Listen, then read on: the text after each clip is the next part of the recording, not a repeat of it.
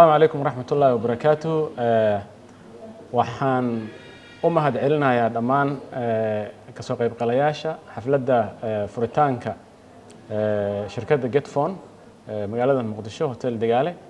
maanta waa taariikhdu tahay 5tii bishii shanaad 2026.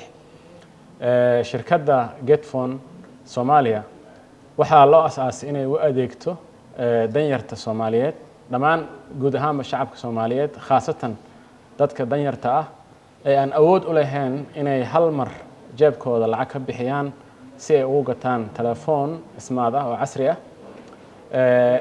waxaana sabab u ah in dadkaas ay gadan waayaan income-ka dalkeen oo hooseeya iyo telefoonka smart-ka ah oo ka mid noqday waxyaabaha daruuriyaadka ah ee maalinlaha ah.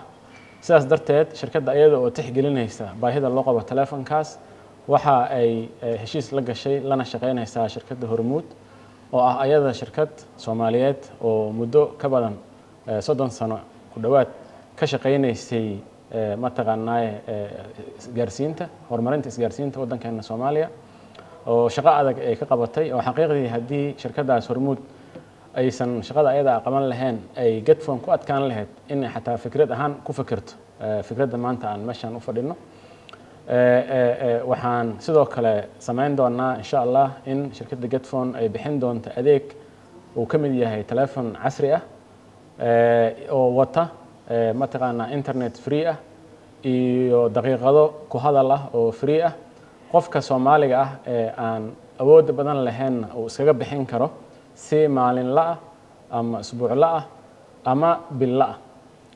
telefoonno dhowr nooc ah ay shirkaddu bixin doontaa laakiin xoog waxaan saari doonaa insha Allah telefoonada uu qof kasta oo Soomaali ah ama miyi ha jooga ama magaalo ha jooga ama income badnaada ama income yaraade ah uu gadan karo si uu mataqaanaa oo qayb qaato horumarinta dhaqaalaha asagoo isticmaali doona mobile money-ga ama telefoonka inuu u adeegsado inuu ku adeegto u adeegsado inuu mataqaanaa xogta iyo information-ka ka helo u adeegsado inuu ka helo adeeg dawladda caafimaadka waxbarashada nooc kasta oo mataqaanaa u baahan yahay.